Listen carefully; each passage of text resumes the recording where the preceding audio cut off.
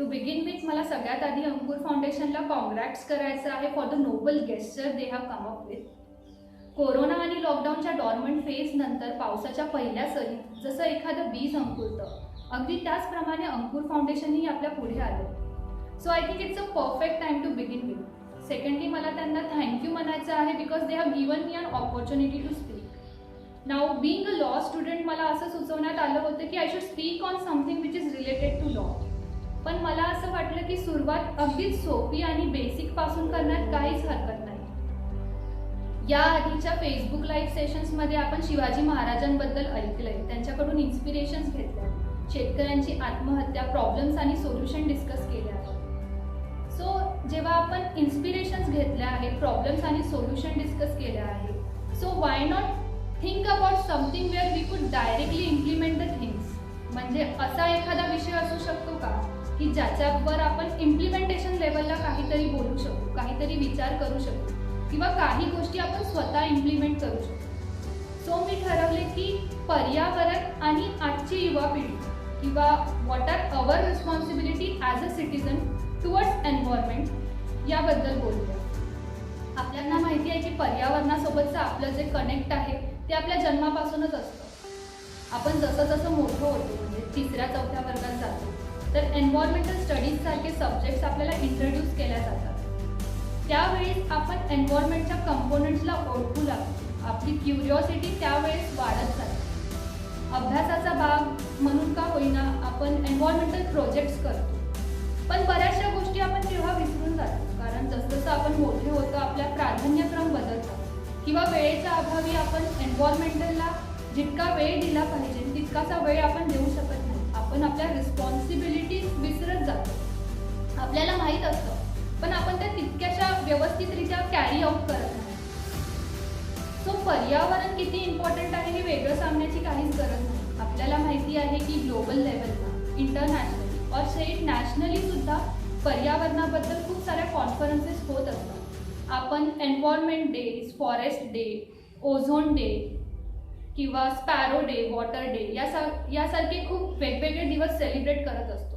प्रत्येक वर्षी या इयरला घेऊन किंवा करंट सिच्युएशन्समध्ये ज्या गोष्टी होत आहेत त्याच्याशी रिलेटेड एक थीम डिसाईड केलेली जाते आणि त्या थीम अनुसार ॲक्टिव्हिटीज कंडक्ट केल्या जातात. सो जेव्हा ग्लोबल लेवलला या सगळ्या गोष्टी होत आहेत, या सगळ्या चेंजेस होत आहेत, सोल्युशन्स डिस्कस केल्या जात आहेत, so as a person, as a local person और ॲज अ सिटिझन आपण लोकली किती ॲक्टिव्ह आहोत, काही गोष्टी आपण लोकली कॅरी आउट करतो का हे चेक करणं सुद्धा खूप इम्पॉर्टंट आहे.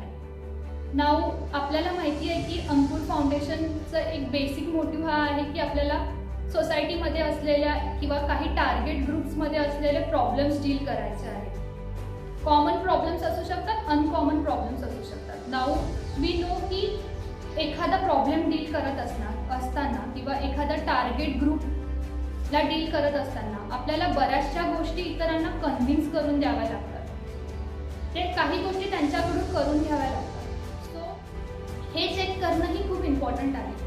सो इतरांकडून करून घेताना, इतरांसाठी करत असताना आपण स्वतः एक सेल्फ चेक रियालिटी टेस्ट दिली तर, म्हणजे आपण स्वतः ॲनालाइज केलं की आपण स्वतःला किती रेग्युलेट करतो, किती मॉनिटर करतो, आपल्या ॲक्टिव्हिटीजनी पर्यावरणाला होणारा हार्म हा कितपत योग्य आहे याबद्दल आपण विचार केला तर.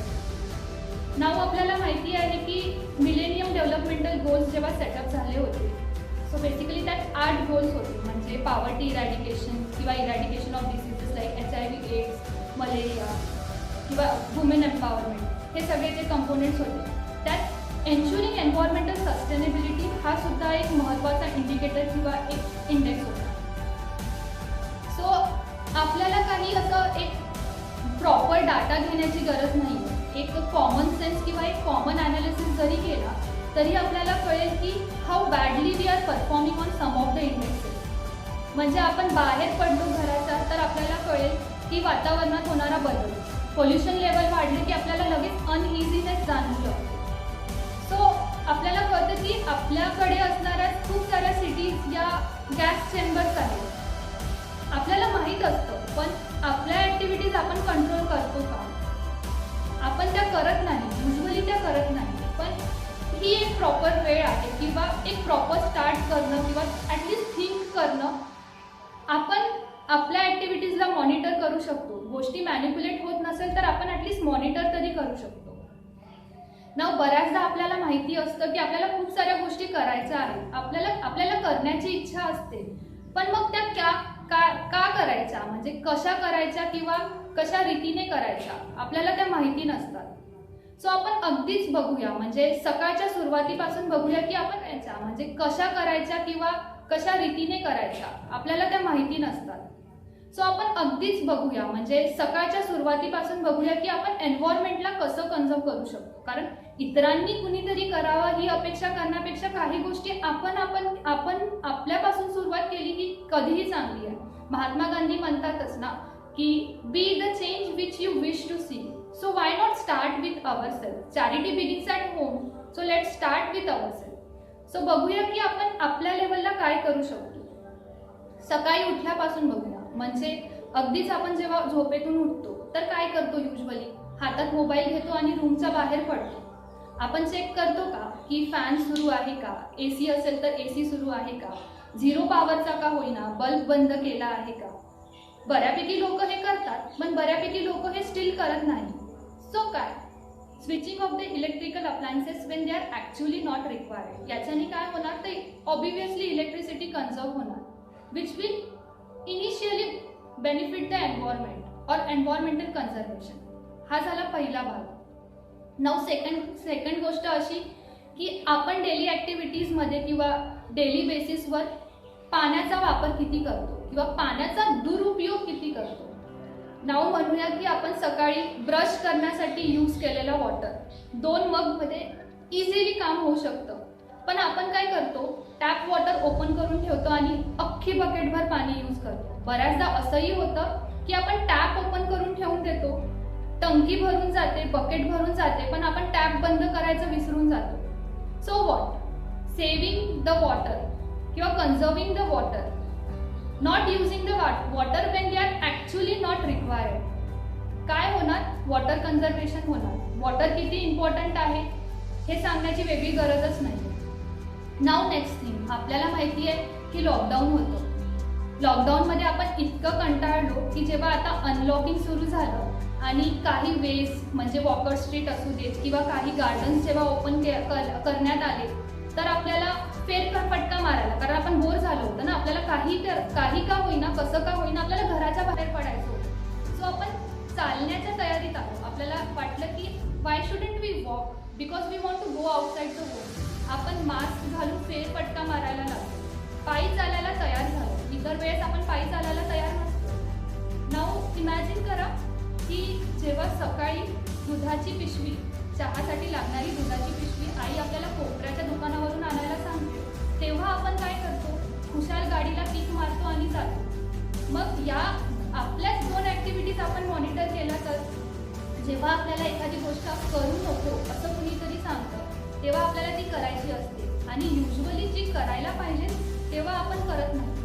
पण जर असं केलं तर काय होईल, व्हेकलचा यूज कमी होईल, व्हेकलमुळे होणारं पोल्युशन कमी होईल. आपण कार पुलिंग सारख्या ॲक्टिव्हिटीज करू शकतो. आपण व्हेकल शेअर करू शकतो. कॉलेजला जाताना मित्रांसोबत व्हेकल शेअर करू शकतो. हेल्दी हॅबिट म्हणून आपण वीकली एक दिवस बायसिकल्स वापरू शकतो. आपल्याला माहिती आहे हॅशटॅग ट्रेंडिंगचा जमाना आहे, फोटोग्राफीचा जमाना आहे. सो एक स्टेटसचा फोटो म्हणून सायकल नसताना एक हेल्दी हॅबिट म्हणून पण सायकलिंग ही डेव्हलप होऊ शकते. सगळ्यांना ते पॉसिबल नाही आहे, पण ज्या लोकांना ते पॉसिबल आहे ते करू शकतात. त्या लेवलला, त्यांच्या लेवलला ते करू शकतात. नेक्स्ट थिंग इज, आपण आपल्या घरात यूज होणारं फूड, म्हणजे आपण जे फूड कन्झ्युम करतो, आपल्याला नाही माहिती की आपण किती इनऑर्गॅनिक फूड कन्झ्युम करतो. कारण आपला असा अट्टहास नसतो की आपल्याला ऑर्गॅनिक फूडच पाहिजे नाही. पालक पनीर टेस्ट करत असताना पनीर हा भाग सोडला की युजली पालकला एक युरियाची टेस्ट येते किंवा स्मेल येते. सो आपल्याला माहिती आहे की लॉंग लिव्ज येण्यासाठी पालक जेव्हा ग्रो केल्या जाते तेव्हा त्यात युरिया वापरला जातो, but it's an inorganic fertiliser. So काय, जर आपला ऑर्गॅनिक फर्टिलायझर्सनी ग्रो केलेलं फूड यूज करायचा जो आपला अट्टहास आहे तो वाढवला तर कुठेतरी इनऑर्गॅनिक फूड कन्झम्पशन हे कमी होईल. आपण बऱ्याचदा एन्व्हायरमेंट आणि डेव्हलपमेंट बद्दल बोलतो, म्हणजे आपण एन्व्हायरमेंट अँड डेव्हलपमेंट म्हणण्यापेक्षा एन्व्हायरमेंट वर्सेस डेव्हलपमेंट असंच जास्त म्हणतो. आपल्याला माहिती आहे की डेव्हलपमेंट करत असताना एन्व्हायरमेंटला हार्म हा नॅचरली होतच असतो, पण डेव्हलपमेंटही तितकीच इम्पॉर्टंट आहे. सो एन्व्हायरमेंट अँड डेव्हलपमेंट किंवा एन्व्हायरमेंट वर्सेस डेव्हलपमेंट हे फार सेपरेटली न बघता, जर आपण एन्व्हायरमेंट अँड डेव्हलपमेंट या एकाच नाण्याचा दोन बाजू आहेत असं कन्सिडर केलं तर आपल्याला एक पॅरलली किंवा एक स्टेबल डेव्हलपमेंट करता येईल. सो आपल्याला माहिती आहे की कॉर्पोरेट सोशल रिस्पॉन्सिबिलिटीमध्ये एन्व्हायरमेंटल कन्झर्व करणं किंवा एन्व्हायरमेंटला जो हार्म झाला आहे तो भरून काढणं सुद्धा एक रिस्पॉन्सिबिलिटी आहे. So corporate social responsibility read करताना जेव्हा आपण CSR म्हणतो, तो त्या C मधला C हा आपण कॉर्पोरेट न प्रनाऊन्स करता जर आपण तो आपल्यासाठी C फॉर सिटीजन असा प्रनाऊन्स केला तर एक सिटीजन सोशल रिस्पॉन्सिबिलिटी सारखी कन्सेप्टही आपल्याला आपल्यामध्ये रुजवता येईल. होतं काय की जनरली आपल्याला माहितीच आहे की carbon footprint, the way we emit the carbon, कारण टोटल कार्बन फूटप्रिंटमधला एक फूटप्रिंट किंवा एक पाऊल हे आपलंही आहे. सो आपलीही as a citizen social responsibility ही तेवढीच आहे की आपण एन्व्हायरमेंट कन्झर्व करावं, कारण डेव्हलपमेंट ही आपलीही होत असते. सो आपल्या डेव्हलपमेंटसोबत एन्व्हायरमेंटची डेव्हलपमेंट होणं ही तेवढंच गरजेचं. एक अशी म्हणजे प्रॉपर एक सॅक किंवा जूट बॅग असते आणि you need to fill those with the waste material. त्याला मॉनिटरिंग करणं खूप इझी आहे, कारण आपल्या मॉनिटर करण्यासाठी त्याच्यात फंगस ग्रो नाही होऊ नये म्हणून आपण जो घरी जो ताक यूज करतो ते ताकाचा शिंपडलं ते ताक तरीसुद्धा ते एक प्रॉपर त्याचं फर्मेंटेशन होत राहतं आणि त्याच्यापासून एक खूप छान कंपोस्ट तयार होतं. So this is a easy thing. नाव हे झालं ऑर्गॅनिक वेस्टबद्दल.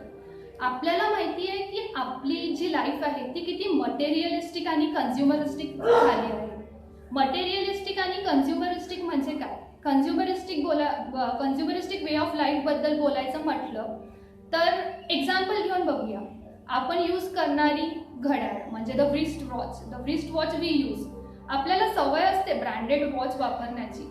एका वॉचनी काम होत असताना आपण 3-4 वॉचेस घेऊन ठेवतो. त्यांनी जनरेट होणारा waste, the electronic waste which is generated through all this digital things, हा कसा डिस्पोज करतो किंवा त्याची विल्हेवाट आपण कशी लावतो हे सुद्धा इम्पॉर्टंट आहे. सो आपण आपल्या परीने आपला हा कन्झ्युमरिस्टिक वे ऑफ लाईफ कुठेतरी कमी करायला पाहिजे. आपण आपला कन्झ्युमरिस्टिक वे ऑफ लाईफही कमी करू शकतो. नेक्स्ट थिंग, आपल्यापैकी बरेच लोक आपण स्टुडंट आहोत. आपण वह्या आणि रजिस्टर्स वापरतो, पेजेसचा वापर करतो. सो युजली होतं काय की आपण एका विषयाला एक वही म्हणजे वेगवेगळ्या विषयाला वेगवेगळ्या वह्या करतो. आणि I know the trend is different nowadays, कारण आपण एका वहीमध्ये 4 विषय आटोपतो. पण बऱ्याचदा जर कंपल्शन असेल तर किंवा मग खूप डिसिप्लिन एखादा व्यक्ती असेल तर तो वेगवेगळ्या वह्या युजली बनवतो. सो होतं काय की बऱ्याचदा तो विषय संपला किंवा टॉपिक संपला की त्या बुकच्या मागचे त्या वह्याच्या मागचे जे पेजेस आहेत ते तसेच कोरे राहून जातात. सो जर ते कोरे पेजेस आपण अलगदपणे फाडले आणि त्याची एक वेगळी कॉपी तयार केली तर ती सुद्धा एक वेगळं पुस्तक म्हणून किंवा एक वेगळी वही म्हणून आपण यूज करू शकतो. त्याने होणार काय तर पेजेस कन्झर्व होईल. पेजेस कन्झर्व झाले म्हणजे कटिंग डाऊन ऑफ ट्रीज कमी होईल. So that is also a good thing. म्हणजे युजली असं होऊ शकतं की तुम्हाला असं वाटेल की एकाच कॉपीमध्ये 4-5 टाईप्सचे किंवा 4-5 ब्रँड्सचे पेजेस यूज केले आहेत, पण आपण इतर वेळेस व्हेरायटी डिमांड करतो ना, मग यामध्ये व्हेरायटी का नको? किंवा एखादा तुमचा शिक्षक किंवा प्रोफेसर तुम्हाला म्हणू शकतात की तुम्ही फेअर कॉपी आणत नाही, पण ठीक आहे आपण इतर वेळेस बंडखोरी करतो, तो चांगल्या कामासाठी ही बंडखोरीही चालू. आताच उन्हाळा होऊन गेला. आपल्याला माहिती आहे की उन्हाळ्यामध्ये एक कॉमन मेसेज दरवर्षी फॉरवर्ड होतो. तो म्हणजे काय की आपल्या अंगणामध्ये आपल्या बाल्कनीमध्ये पक्ष्यांसाठी पाणी ठेवायचं किंवा दाणे ठेवायचं. आपण करतो काय, तो मेसेज सरसकट फॉरवर्ड करतो, पण आपण प्रॅक्टिकली ते करत नाही. पण युजली जर आपण असं केलं तर बायोडायव्हर्सिटी ही कन्झर्व होईल. आपल्याला माहिती आहे की चिमण्यांचे प्रमाण हे खूप कमी झालं आहे. खूप कमी ठिकाणी चिमण्या लोकेट होतात. सो जर का आपण असं केलं की पाणी ठेवलं अंगणामध्ये, बाल्कनीमध्ये दाणे ठेवले, तर आपल्याला व्हेरियस टाईप्सचे बर्ड्सही बघायला मिळतात. जे युजली जर तुम्ही फॉरेस्ट एरियामध्ये राहत असाल तर मार्क माय वर्ड खूप सारे मायग्रेटरी बर्ड्सही पाहायला मिळतात. सो अगदीच घरी राहून सुद्धा आपली बर्ड वॉचिंगसारखी एक हॅबिट किंवा हॉबी डेव्हलप होऊ शकते. पण उन्हाळा म्हणूनच काय, आपण या ॲक्टिव्हिटीज खूप काही अशा मोठ्या नाही आहेत की आपल्याला खूप वेळ द्यावा लागेल. आपण युजली सकाळी उठलं की आपण या सगळ्या ॲक्टिव्हिटीज करू शकतो आणि you will be conserving the biodiversity and ultimately आपण बायोडिग्रेडेबल वेस्टबद्दल आणि ई वेस्टबद्दल बोलतो. त्याचप्रमाणे प्लास्टिक किंवा थर्मोकॉल पोल्युशन हा सुद्धा एक प्रॉब्लेम आहे. युजली आत्ता रिसेंटली काय झालं की केरळमध्ये जो इन्सिडेंट झाला, सो त्या इन्सिडेंटने आपल्याला खूप वाईट वाटलं, आपण निषेधही जाहीर केला. पण एखादा तसा मोठा इन्सिडेंट झाला की त्याबद्दल निषेध जाहीर करणं किंवा आपल्याला वाईट वाटणं हे खूप साहजिक आहे. पण आपण सुद्धा काय करतो, आपण डेली यूजमध्ये जे प्लास्टिक यूज होतात ते प्लास्टिक आपण सरसकट बाहेर फेकून देतो आणि युजली जे बाहेर फिरणारी जनावरे आहेत ती ते कन्झ्युम करतात. आणि समजा आपण बऱ्याचदा झूजमध्ये सुद्धा जातो, झूमध्ये लिहिलेलं असतं की eatables are not allowed, eatables are prohibited, you should not give eatables to the animals over there. पण आपण काय करतो, आपल्याला असं वाटतं की whatever is healthy for us would also be healthy for them आणि आपण त्यांना ते कन्झ्युम करायला देतो. सो कुठे ना कुठे आपणही या डिझास्टरमध्ये आपलंही तेवढंच योगदान असतं. सो आपण या सगळ्या गोष्टी टाळायला पाहिजे किंवा त्या केल्याच नाही पाहिजे, कारण आपली एक स्ट्रॅटजी किंवा आपला जो एक वे त्यांना अप्रोच करण्याचा हा डिफरंट असतो आणि नेचरने त्यांना ज्या प्रकारे एक्सेप्ट केलं आहे ती सुद्धा एक वेगळी आपल्यापैकी बऱ्याच लोकांना भटकायला आवडतं. आय मीन खूप लोकांची हॉबीज ही ट्रेकिंग असते. सो आय गेस तुम्हाला सीड बॉल ही कन्सेप्ट माहीत असेल. सीड बॉल म्हणजे काय, ज्या बिया असतात म्हणजे जे बीज असतात, सीड्स असतं, त्याला एक शेणखतामध्ये किंवा मातीमध्ये असं कॉम्पॅक्ट केलं जातात आणि छोट्या छोट्या बॉल्सच्या आकाराचे ते बॉल्स करून त्यांना ड्राय केलं जातं. सो युजली जर आपण ते कॅरी केलं किंवा असं कुठे जिथे स्पेस अवेलेबल असेल तिथे टाकून दिलं तर तिथून एक नवीन प्लांट जन्माला येतो. So next time Wien you go for a trekking carry those seed ball, कारण खूप हलके असतात ते आणि आपण इझिली कॅरी आउट करू शकतो. सो यू नेवर नो की त्या फॉरेस्टला डेन्स बनवण्यामध्ये तुमचंही एक झाड असू शकतं. नुकताच पावसाळा सुरू झाला आहे, सो रेन वॉटर हार्वेस्टिंग सारखी एक कन्सेप्टही आपल्याला माहिती आहे, म्हणजे पावसाचं पाणी साठवून ठेवणं. आपल्यापैकी बरेच लोक हे लॉकडाऊनमध्ये आत्ता आपण घरी आहोत. आत्ता I know it is not possible कारण पाऊस ऑलरेडी सुरू झाला आहे, पण इतर वेळेस किंवा नेक्स्ट वर्षी आपण काय करू शकतो की जेव्हा आपल्याला वेळ मिळतो तेव्हा आपण आपल्या शेतामध्ये, कारण बरेचसे लोक ॲग्रिकल्चर प्रॅक्टिस करतात, सो तिथे आपण ते शेततळे टाईप ऑफ थिंग्स हे कॅरी आउट करू शकतो. त्याच्याने होणार काय, तर वॉटर कन्झर्वेशन होणार आणि ते वॉटर आपण इतर वापरू शकतो. म्हणजे बघा ना, अगदीच एखादं कुठलं तरी सेलिब्रिटी स्टेटस असल्यासारखं फाउंडेशन जर आपल्या गावी येतं तर आपण त्यांना हातभार लावतो. हॅशटॅग ट्रेंडिंग, हॅशटॅग फोटोग्राफीसारख्या फक्त एक फोटोपुरती किंवा स्टेटस पुरतं मर्यादित न राहता आपण जर त्याला हॅशटॅग ट्रेडिशन म्हणून ती परंपरा आपण आपल्यामध्ये रुजवली तर आपल्या नेक्स्ट जनरेशनला सुद्धा त्याचा फायदा होईल. म्हणजे ती एक सवय होऊन जाईल की मुलांना उन्हाळ्याच्या सुट्टीत, मोकळ्या वेळेत या सगळ्या ॲक्टिव्हिटीज कॅरी आउट करण्यामध्ये एक वेगळा आनंदही मिळेल आणि त्यांना ती सवयही लागेल. सो नॅचरली आपण सॉईलची फर्टिलायझर काही न करता आपल्यासाठी कन्झम्पशन करता, ऑर्गॅनिक फूड आपण स्वतः कन्झम्पशन करता आपण सॉईलची फर्टिलिटी सुद्धा मेंटेन करू शकतो. सो नेचरचं एक बॅलन्स तिथे सुद्धा मेंटेन आपल्याला करता येईल. नाऊ नेक्स्ट थिंग, आपल्याला माहिती आहे की आपल्या घरी जो आपण ऑर्गॅनिक वेस्ट तयार होतो, म्हणजे किचनमध्ये, स्वयंपाकघरामध्ये बऱ्याचशा भाजीपाल्यांचा वेस्ट किंवा ऑर्गॅनिक फूड आपण जे यूज करतो, आपल्या डेली बेसिसवरती जे फूड आपण कन्झ्युम करतो ते ऑर्गॅनिकच असतं. सो त्यापासून तयार होणारा वेस्ट किंवा आपल्या अंगणामध्ये एखादं मोठं झाड असेल तर त्याचा खाली पडणारा पालापाचोळा, या सगळ्या वेस्टचा आपण वापर कसा करतो किंवा तो कसा डिस्पोज करतो हे सुद्धा टॅली करणं खूप इम्पॉर्टंट आहे. सो या सगळा जो ऑर्गॅनिक वेस्ट आहे, हा सगळा जो ऑर्गॅनिक वेस्ट आहे याचं कंपोस्ट तयार करता येतं. म्हणजे खूप इझी आहे actually, the process is very easy. आणि यूट्यूबवर कंपोस्ट तयार कसं करायचं किंवा काही असे व्हॉट्सॲप ग्रुप्स आहेत जे गार्डनिंगबद्दल मार्गदर्शन करतात. सो खूप सोप्या टेक्निक्स आहे ज्याच्यानी कंपोस्ट तयार केलं जातं. यू नेवर नो की वेस्ट से बेस्ट तक का सफर किती छान असू शकतो. म्हणजे तो कंपोस्ट आपण खूप हाय लेवलला नाही तयार केला, एक छोटा लेवलला जरी तयार केला तर आपण आपल्या कुंड्यांमध्ये तो वापरू शकतो आणि खूप सुंदर फुलंही येतात त्या ऑर्गॅनिक कंपोस्ट पासून. खूप असं युरेका ना आपल्याला असा प्रश्न पडू शकतो की इतना सब तो कर लिया, पण आपल्याला त्याचा फायदा काय. लॉंग टर्म गेन्स हे खूप आहेत ते आपल्याला माहिती आहे, पण एक ह्युमन टेंडन्सी आहे की आपण आपला शॉर्ट टर्म फायदा काय होऊ शकतो हेही बघतो. सो आपण तेही बघूया की काय होऊ शकतं. खूप अशा मोठ्या गोष्टी जरी होऊ शकत नसेल, म्हणजे एकदम असं लगेच काही होत नसतं, पण जर आपण शॉर्ट टर्म गोष्टी काउंट केल्या तर त्या वर्थ काउंटिंग आहे. फक्त एवढीच एक प्रॉब्लेम आहे की आपण तो कसा घेतो किंवा ते आपण कशा एक्सेप्ट करतो.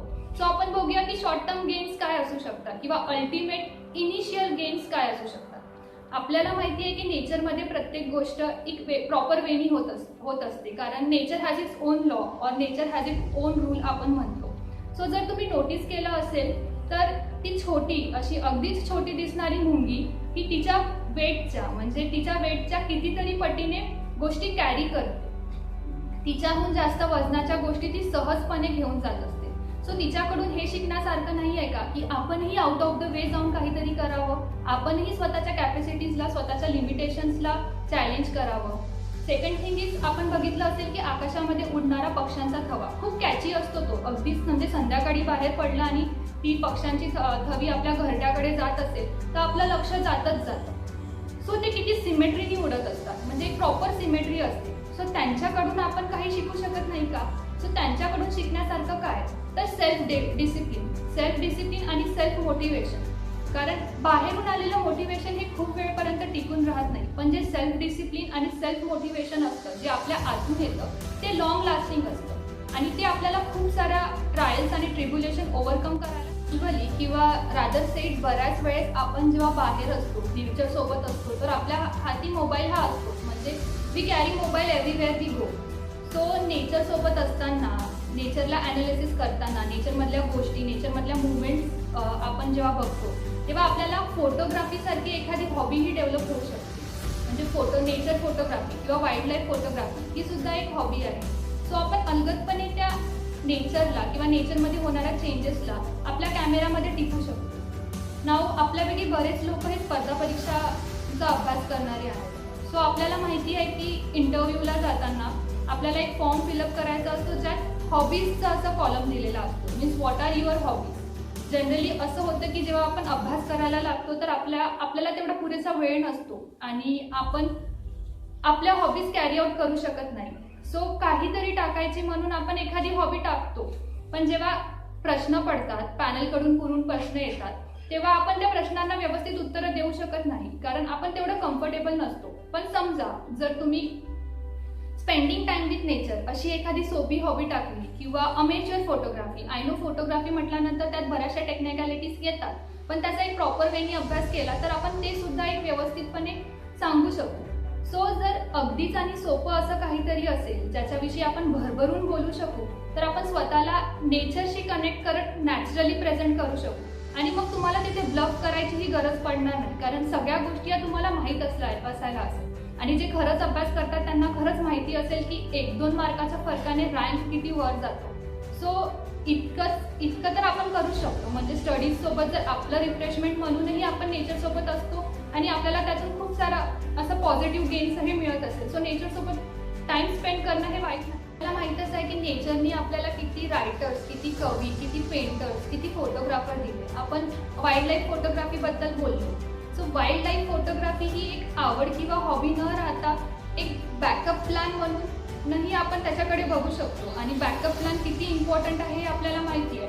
सो एखादी आवडीची गोष्ट ही आपलं प्रोफेशन असू शकतं, त्यापेक्षा दुसरा आनंद हा कुठलाच. त्याच्या प्रेझेन्समध्ये राहताना आपल्या खूप साऱ्या हेल्दी हॅबिट्स डेव्हलप होतात. आपण फिजिकली ॲज वेल ॲज मेंटली तितकेच फ्रेश राहतो. त्या हेल्दी हॅबिट्स आपल्याला आपल्या खूप साऱ्या गोष्टी या फुल फ्लेज करायला लावतात किंवा आपलं कॉन्सन्ट्रेशन वाढतं. एखादी गोष्ट आपण खूप व्यवस्थितरित्या पाडू शकतो. आणि जेव्हा आपण नेचरला कन्झर्व करतो किंवा नेचरला प्रोटेक्ट करतो, आपण रिसोर्सेसचा यूज कमी करतो. So at the same time आपण जेव्हा रिसोर्सेसचा यूज कमी करत आहोत असं म्हणतो, तर आपण ते इतरांसाठी इझिली अवेलेबल करून देऊ शकतो. तो किती सुंदर आहे. म्हणजे अगदीच काही न करता आपण खूप काही करू शकतो. म्हणजे खूप सारं असं युरेका करायची गरज जरी नसली तर आपल्या डेली ॲक्टिव्हिटीजमधूनही आपण खूप साऱ्या गोष्टी इझिली करू शकतो. आपण आधी आपण ज्या बघितलं की आपण काय करू शकतो, त्याचा प्रत्येक गोष्टीचा एक पॉझिटिव्ह एम किंवा पॉझिटिव्ह आउटकम हा आपल्यामध्येही होतो आणि ते सुद्धा आपण एक इनटँजिबल नाही पण टँजिबल म्हणून आपण त्या गोष्टी घेऊ शकतो. आणि टँजिबल गोष्टी काउंट करण्यापेक्षा इनटँजिबल गेन ही आपल्याला लाईफमध्ये एक मोठं जास्त सॅटिस्फिकेशन देणार असतं. तर साहजिकच आपल्या मनात हा विचार येऊ शकतो की या सगळ्या गोष्टी करताना आपल्याला खूप साऱ्या गोष्टी स्किप अप कराव्या लागतील, खूप साऱ्या गोष्टी कॉम्प्रोमाइज कराव्या लागतील. पण जेव्हा आपण असा विचार करतो ना की आपल्याला काहीतरी कॉम्प्रोमाइज करायचं आहे, काहीतरी गिव्हअप करायचं आहे, सो ती गोष्ट आपण फुल फ्लेजली करू शकत नाही. कारण तिथे कुठेतरी आपला 1% का होईना आपला इगोमध्ये येतो, आणि जिथे इगोमध्ये येतो तर ते वर्क तेवढ्या डेडिकेशननी करता येत नाही. आपण युजली ब्रँड्स फॉलो करतो ना, सो त्या ब्रँड्सच्या खाली त्यांची एक टॅगलाईन असते, खूप कॅची टॅगलाईन असते ती. म्हणजे आपल्याला खूप भारी वाटतं, पण आपण त्या खऱ्या लाईफमध्ये इम्प्लिमेंटेशन करू शकत नाही. पण जर आपण त्या प्रॉपरली अनालाइज केल्या, सो त्या टॅगलाईन्स कडूनही खूप काही शिकायचं असतं. म्हणजे बघा, एखाद्या सबसिडाइज स्कीम सारखं गिव्ह इट अप, तुमची हॅबिट गिव्ह इट अप म्हणण्यापेक्षा जर आपण नायकीच्या जस्ट डू इट अशा वेळी त्या गोष्टींना बघितलं तर ते करणं इतकं सोपी असेल की त्याचा पॉझिटिव्ह वाईब्स हा आपल्यापासून इतरांपर्यंतही असेल. सो ब्रँड्सच्या टॅगलाईन फॉलो अशा रीत्याने करण्यातही काहीच हरकत नाही. आपण बऱ्याचदा बघितलं आहे किंवा ऐकलं आहे ती एशियन पेंटची जाहिरात, ज्यामध्ये लिहिलेलं असतं, बोलल्या गेलं असतं की हर घर कुछ कहता है, हर रंग कुछ कहता है. नेचर सुद्धा आपल्या घरासारखंच आहे. Nature is home to us. So त्याच्यामध्ये कसे रंग भरायचे हा आपला चॉईस आहे. आपल्याला त्याला ब्लॅक अँड व्हाईट बघायचं आहे की कलरफुल बघायचं आहे, यासाठी आपण काय कॉन्ट्रीब्युशन करतो हे सुद्धा इम्पॉर्टंट आहे. कारण जेव्हा नेचरने आपल्याला इतके रंग दिले आहेत, सो आपणही त्याला काहीतरी कॉन्ट्रीब्यूट केलंच पाहिजे. Life is beautiful and colourful आपण म्हणतोच ना, तर लाईफ खरंच कलरफुल आणि ब्युटिफुल आहे जर आपण नेचर सोबत असू. आणि शेवटी आपण डिझास्टर मॅनेजमेंट बद्दल बोलतो. डिझास्टर झाल्यानंतर त्याला मॅनेज करणं अवघड असतं. सो डिझास्टर होण्यापूर्वी आपण स्वतःला मॅनेज केलं किंवा स्वतःला मॉनिटर केलं, रेग्युलेट केलं, तर एक मॅन मेड डिझास्टर सारख्या गोष्टीही आपण स्किप करू शकतो किंवा त्यांची इंटेन्सिटी कमी होऊ शकते. सो आपलं यासाठी काहीतरी कॉन्ट्रीब्युशन आहे, यापेक्षा दुसरी चांगली गोष्ट ही कुठली असू शकते ना. कुठेतरी ऐकलं होतं, वाचलं होतं की कठीण सारं सोपे करावे, सोपे सारे सहज करावे, सहज सारे सुंदर करावे आणि सुंदर सारे जतन करावे. सो नेचर हे खरंच खूप सुंदर आहे आणि इट्स आवर रिस्पॉन्सिबिलिटी की आपण त्याला प्रोटेक्ट करू, त्याला जतन करू. On this note, I hope we remain connected, we keep on sharing thoughts and do some good work.